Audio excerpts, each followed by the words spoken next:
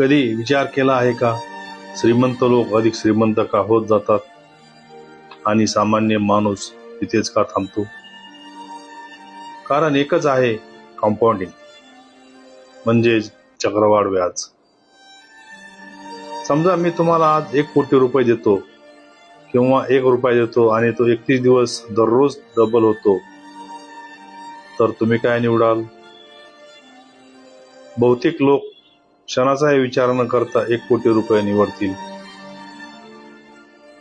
पण ज्यांना कंपाऊंडिंगची ताकद माहिती आहे ते निवडतील 1 रुपया. कारण 31व्या दिवशी तो 1 रुपया 100 कोटीपेक्षा जास्त होतो.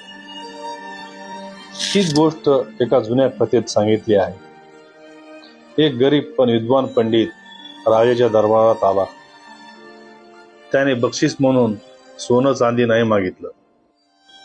तो म्हणाला, महाराज, बुद्धिबळाच्या पटावर पहिल्या घरात 1 तांदळाचा दाणा ठेवा, दुसऱ्या घरात 2, तिसऱ्या घरात 4 आणि असे 64 घरापर्यंत डबल करत जा.